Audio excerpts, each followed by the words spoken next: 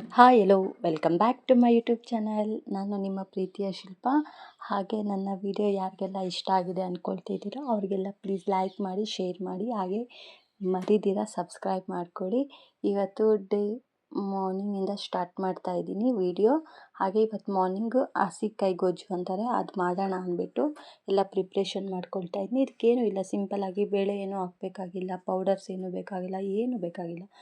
ಬರೀ ಆಲೂಗಡ್ಡೆ, ಬದನೆಕಾಯಿ, ಹಾಗೆ ಹಸಿಮೆಣ್ಸಿನ್ಕಾಯಿ ಮತ್ತು ಟೊಮೊಟೊ ಎಲ್ಲ ಮಿಕ್ಸಿಗೆ ಹಾಕ್ಕೊಂಡು ಕುಕ್ಕರ್ಗೆ ಹಾಕ್ಕೊಂಡು ಒಂದೆರಡು ವಿಷಲ್ ಇಲ್ಲ 3 ವಿಷಲ್ ಹಾಕ್ಸ್ಬಿಟ್ಟು ಇಟ್ಕೊಳ್ಳಿ. ಆಮೇಲೆ ಸ್ವಲ್ಪ ಅದು ಹುಣಸೆಹಣ್ಣು ರಸ ಸೇರಿಸ್ಬೇಕಾಗುತ್ತೆ. ಅದೆಲ್ಲ ಬಿಸಿ ಆರೋ ಒಳಗಡೆ ಹುಣಸೆಹಣ್ಣು ಸ್ವಲ್ಪ ಹಾಕಿ, ನೀರು ಸ್ವಲ್ಪ ಹಾಕಿಟ್ಕೊಳ್ಳಿ. ನೋಡಿ, ಈ ರೀತಿ ಬೆಂದಿದ್ದಾದಮೇಲೆ ಆ ನೀರೆಲ್ಲ ಬಸ್ಕೊಂಬಿಡಿ, ಯಾಕಂದರೆ ಸ್ಮ್ಯಾಶ್ ಮಾಡೋದು ಕಷ್ಟ ಆಗುತ್ತೆ ನೀರಿದ್ದರೆ. ಈ ಥರ ಸ್ಮ್ಯಾಶರ್ ತಗೊಂಡು ಕ್ಲೀನಾಗಿ ನಾವು ಬೇಯಿಸ್ಕೊಂಡಿರ್ತೀರಲ್ವ ಕುಕ್ಕರಲ್ಲಿ, ಆಲೂಗಡ್ಡೆ, ಬದನೆಕಾಯಿ, ಟೊಮಾಟೊ, ಹಸಿಮೆಣ್ಸಿನ್ಕಾಯಿ ಇದೆಲ್ಲ ಈ ರೀತಿ ನುಣ್ಣಗೆ ಆಗೋವರೆಗೂ ಚೆನ್ನಾಗಿ ಸ್ಮ್ಯಾಶ್ ಮಾಡಿಕೊಂಡು ಹಾಗೆ ಬಸಿದಿಟ್ಕೊಂಡಿರೋ ನೀರು ಸೇರಿಸ್ಕೊಳ್ಳಿ. ಇದು ತುಂಬ ಗಟ್ಟಿ ಅಂತಲೂ ಅಲ್ಲ, ಈ ಥರ ತುಂಬ ನೀರಾಗೂ ಇಲ್ಲ, ಮೀಡಿಯಮ್ ಆಗಿ ಈ ರೀತಿ ಇದ್ದರೆ ಸಾಕು. ತುಂಬ ಚೆನ್ನಾಗಿರುತ್ತೆ ಬಿಸಿ ಬಿಸಿ ಮುದ್ದೆಗೆ, ಅನ್ನಕ್ಕೆ ಎಲ್ಲ ತುಂಬ ಚೆನ್ನಾಗಿರುತ್ತೆ. ಬೇಕಾದ್ರೆ ನೀವು ಒಂದ್ಸಲ ಟ್ರೈ ಮಾಡಿ, ಚೆನ್ನಾಗಿ ಬಂದರೆ ಕಮೆಂಟ್ ಮಾಡಿ.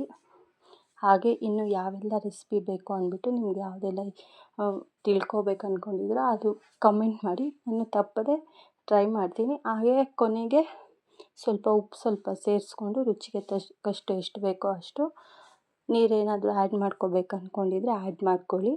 ಹಾಗೆ ನೋಡಿ, ಹುಣಸೆಹಣ್ಣು ರಸ ನಾವು ಇದು ಮಾಡ್ಕೊಂಡಿದ್ರಲ್ವ, ಒಗ್ಗರಣೆಗೆ ಏನಿಲ್ಲ, ಬರೀ ಸಾಸಿವೆ ಹಾಗೆ ಕರಿಬೇವಿನ ಸೊಪ್ಪು ಸ್ವಲ್ಪ ಹಾಕ್ಕೊಂಡು, ಎಣ್ಣೆ ಹಾಕ್ಕೊಂಡು ಒಗ್ಗರಣೆ ಕೊಟ್ಕೊಳ್ಳಿ ಆ ಗೊಜ್ಜಿಗೆ.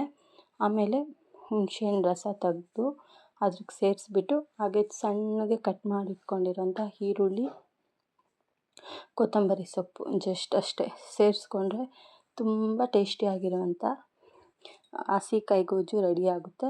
ಇದೇನು ಕಷ್ಟ ಅನಿಸಲ್ಲ, ಎಲ್ಲರೂ ಬೇಕಾದ್ರೆ ಆರಾಮಾಗಿ ಮಾಡ್ಕೋಬೋದು. ಇದಕ್ಕೆ ಯಾವುದೇ ರೀತಿಯಾದಂತಹ ಪೌಡರ್, ಸಾಂಬಾರು ಪುಡಿ ಆಗಲಿ, ಧನಿಯಾ ಪೌಡ್ರ್ ಆಗಲಿ ಏನೂ ಅವಶ್ಯಕತೆ ಇಲ್ಲ. ಬರೀ ನಾರ್ಮಲ್ ಆಗಿರುವಂಥ ಬದನೆಕಾಯಿ, ಆಲೂಗಡ್ಡೆ ಇದಾದರೆ ಸಾಕು. ಯಾರು ಬೇಕಾದರೂ ಈಸಿಯಾಗಿ ಮಾಡ್ಕೋಬೋದು. ಬೇಕಾದರೆ ಟ್ರೈ ಮಾಡಿ ನೋಡಿ, ಚೆನ್ನಾಗಿ ಬರುತ್ತೆ. ಹಾಗೆ ಈವ್ನಿಂಗು ಇದ್ರ ಜೊತೆ ಬಜ್ಜಿ ಮಾಡ್ಕೊಳ್ಳೋಣ ಅಂತ ಹೇಳ್ಬಿಟ್ಟು ಬಜ್ಜಿ ಮಾಡ್ಕೊಳ್ತಾ ಇದ್ದೀನಿ. ಬಜ್ಜಿಗೆ ಏನಿಲ್ಲ, ನಾರ್ಮಲಾಗೆ ಎಲ್ಲ ಆರ್ಟಿಫಿಷಿಯಲ್ ಏನೂ ಇಲ್ಲ, ಜಸ್ಟ್ ಕಡಲೆ ಹಿಟ್ಟು, ಉಪ್ಪು, ಹಾಗೆ ಅರಿಶಿನ ಪೌಡರು, ಒಂಚೂರು ಖಾರದ ಪುಡಿ, ಸೋಡಾ ಬೇಕಾದರೆ ಸ್ವಲ್ಪ ಸೇರಿಸ್ಕೊಳ್ಳಿ. ಹಾಗೆ ಇದು ಅಜ್ವೈನ್ ಸ್ವಲ್ಪ ಸೇರಿಸ್ಕೊಂಡ್ರೆ ಬಜ್ಜಿ ತುಂಬ ಟೇಸ್ಟಿಯಾಗಿರುತ್ತೆ, ಚೆನ್ನಾಗಿರುತ್ತೆ. ಸೊ ಅದಕ್ಕೆ ಬಜ್ಜಿಗೆ ಸ್ವಲ್ಪ ಸೇರಿಸ್ಕೊಳ್ತಾ ಇದ್ದೀನಿ ಅಜ್ವೈನು.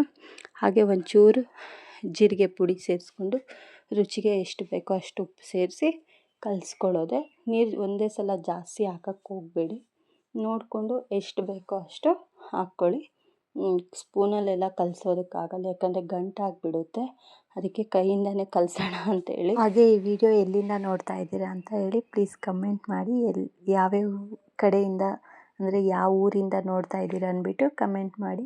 ಹಾಗೆ ಬಜ್ಜಿ ತುಂಬ ಗಟ್ಟಿ ಮಾಡ್ಕೋಬೇಡಿ, ಈ ಥರ ದೋಸೆ ಹಿಟ್ಟಿನ ಅದಕ್ಕಿದ್ರೆ ಸಾಕು, ತುಂಬ ಚೆನ್ನಾಗಿರುತ್ತೆ. ಈವ್ನಿಂಗ್ ಸ್ನ್ಯಾಕ್ಸ್ಗೆ, ಹಾಗೆ ಮಳೆ ಬರೋ ಟೈಮಲ್ಲೆಲ್ಲ ಇದು ಬಜ್ಜಿ ಮಾಡ್ಕೊಂಡು ತಿಂದರೆ ತುಂಬ ಚೆನ್ನಾಗಿರುತ್ತಲ್ವ, ಅದಕ್ಕೆ ಮಾಡೋಣ ಅಂಥೇಳಿ ಮಾಡ್ತಾಯಿದ್ದೆ. ಗೊಜ್ಜಿಗೆ, ಹಸಿಕಾಯಿ ಗೊಜ್ಜಿಗೆ ಮುದ್ದೆ ಮಾಡ್ಕೊಂಡು ಅದ್ರಿಗೆ ಇದು ಕಾಂಬಿನೇಷನ್ ಚೆನ್ನಾಗಿರುತ್ತೆ ಅಂದ್ಬಿಟ್ಟು ಸಿಂಪಲಾಗಿ ಮಾಡ್ಕೊತಾ ಇದ್ದೀನಿ.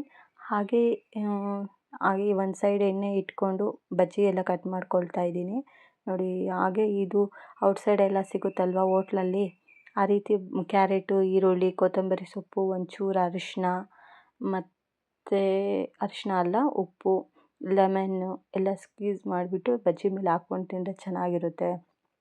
ಔಟ್ಸೈಡ್ ತಿನ್ನೋ ಫೀಲ್ ಸಿಗುತ್ತೆ ಅಂದ್ಬಿಟ್ಟು ಆ ರೀತಿ ಮಾಡ್ತಾಯಿದ್ದೀನಿ. ಟೇಸ್ಟ್ ಮಾತ್ರ ಅಲ್ಟಿಮೇಟ್ ಆಗಿತ್ತು. ಒಂದು ಸೈಡ್ ಈ ಥರ ಇಟ್ಕೊಂಡಿದ್ದೆ, ಬಜ್ಜಿ ಎಲ್ಲ ಪ್ರಿಪ್ರೇಷನ್ ಮಾಡ್ಕೊಂಡು ಒಳಗಡೆ ಎಣ್ಣೆ ಕಾದಿದ್ರೆ ಹಂಗೆ ಕಟ್ ಮಾಡಿಕೊಂಡು ಒಂದು 10 ನಿಮಿಷ ಬಿಟ್ಟು ಹಂಗೆ ಮಾಡ್ಕೊಂಬಿಡ್ಬೋದು. ಎಣ್ಣೆ ಕಾದಿತ್ತು, ಹಾಗೆ ಬಿಟ್ಕೊಳ್ತಾ ಇದ್ದೀನಿ ಬಜ್ಜಿ ಎಣ್ಣೆಯಲ್ಲಿ. ಯಾರೆಲ್ಲ ಈ ವಿಡಿಯೋ ನೋಡ್ತಾ ಇದ್ದೀರೋ ಏನು ಇವ್ರ ಮನೇಲಿ ಬಾಣಲಿ ಎಲ್ಲ ಇದರಲ್ಲಿ ತುಂಬ ಚೆನ್ನಾಗಿ ಬರುತ್ತೆ, ಸೀದೋಗಲ್ಲ ಬೇಗ, ಅದಕ್ಕೆ ಇದೇ ಯೂಸ್ ಮಾಡ್ತಾ ಇರೋದು. ನಮ್ಗೆ ಯಾವ್ದು ಅಡ್ಜಸ್ಟ್ ಆಗುತ್ತೋ ಅದೇ ಯೂಸ್ ಮಾಡಬೇಕಲ್ಲ, ಒಳ್ಳೆ ಪಾತ್ರೆಯಲ್ಲಿ ಮಾಡಿ ನಾವು ಏನು ಬೇಕಾಗಿಲ್ಲ. ಇದು ಚೆನ್ನಾಗಿ ಬಾಳಿಕೆ ಬರ್ತಾಯಿದೆ, ಎಷ್ಟು ದಿನ ಇರುತ್ತೋ ಅಷ್ಟು ದಿನ ಇಟ್ಕೊಳ್ಳೋಣ ಅಂತೇಳಿ ವಿಡಿಯೋಲ್ಲಿ ಕೂಡ ಇದೇ ನೋಡಿಸ್ತಾ ಇದ್ದೀನಿ. ನಮ್ಮ ಮನೇಲಿ ಯಾವ ಥರ ಮಾಡ್ತೀರೋ ನಾವು ಅದೇ ಥರ ನೋಡಿಸ್ಬೇಕಲ್ವಾ. ವಿಡಿಯೋಗೋಸ್ಕರ ಚೆನ್ನಾಗಿರೋ ಯೂಸ್ ಮಾಡಿ ಮತ್ತು ಬೇರೆವೆಲ್ಲ ಆಗಲ್ಲಲ್ವ. ಕೆಲಸ ಮಾಡೋದೇ ಕಷ್ಟ ಅನ್ನೋದಲ್ಲ, ಅದೊಂದು ಸಲ ಇದೊಂದು ಸಲ ಅದೆಲ್ಲ ಯಾಕೆ ಅಂದ್ಬಿಟ್ಟು ನಮ್ಮ ಮನೇಲಿ ರೆಗ್ಯುಲರಾಗಿ ಯಾವ್ದು ಯೂಸ್ ಮಾಡ್ತೀರೋ ಅದರಲ್ಲೇ ಮಾಡ್ತಾಯಿದ್ದೀನಿ. ಈ ರೀತಿ ಕಲರ್ ಬಂದರೆ ಸಾಕು, ಎತ್ತಿಬಿಟ್ಟು ಹಾಗೆ ನೋಡಿ ಚೆನ್ನಾಗಿರುತ್ತೆ ಈ ಥರ ಅಂತ. ಬೇಕಾದ್ರೆ ಯಾರಾದರೂ ಟ್ರೈ ಮಾಡಿ, ತುಂಬ ಚೆನ್ನಾಗಿರುತ್ತೆ. ಈ ಬಜ್ಜಿ ಎಲ್ಲ ಆದಮೇಲೆ ಸ್ವಲ್ಪ ತಣ್ಣಗಾದ್ಮೇಲೆ ಈ ಥರ ಕಟ್ ಮಾಡ್ಕೊಂಡು ಪೀಸು, ಅದ್ರ ಮೇಲೆ ಏನೂ ಇಲ್ಲ, ಬರೀ ಕ್ಯಾರೆಟ್ ತುರಿದು ಇಟ್ಕೊಂಡಿರ್ತೀರಲ್ವ, ಆ ಕ್ಯಾರೆಟು, ಈರುಳ್ಳಿ, ಹಾಗೆ ಚಿಲ್ಲಿ ಪೌಡರ್, ಸ್ವಲ್ಪ ಉಪ್ಪು ಜಾಸ್ತಿ ಹಾಕಕ್ಕೆ ಹೋಗಬೇಡಿ, ಯಾಕಂದರೆ ಬಜ್ಜಿ ಕೂಡ ಹಾಕಿರ್ತೀರಲ್ಲ ತುಂಬ ಉಪ್ಪಾಗಿಬಿಡುತ್ತೆ. ಸೊ ಅದಕ್ಕೆ ನೋಡಿಕೊಂಡು ಲೈಟಾಗಿ ಸ್ವಲ್ಪ ಒಂದು ಪಿಂಚಷ್ಟು ಹಾಕ್ಕೊಳ್ಳಿ, ಟೇಸ್ಟ್ ತುಂಬ ಚೆನ್ನಾಗಿರುತ್ತೆ. ಹಾಗೆ ಈ ವಿಡಿಯೋ ಯಾರೆಲ್ಲ ನೋಡ್ತಾ ಇದ್ದೀರೋ ಅವ್ರಿಗೆಲ್ಲ ತುಂಬ ಥ್ಯಾಂಕ್ಸು. ಹಾಗೆ ಏನಂತ ಹೇಳ್ತಾ ಇದ್ದೀನಂದರೆ, ನಿಮ್ಮಲ್ಲಿ ನನ್ನ ಚಾನಲ್ನ ಯಾರೆಲ್ಲ ನೋಡಿ ಸಪೋರ್ಟ್ ಮಾಡಿದ್ರೆ ಅವ್ರಿಗೆಲ್ಲ ತುಂಬ ಥ್ಯಾಂಕ್ಸ್.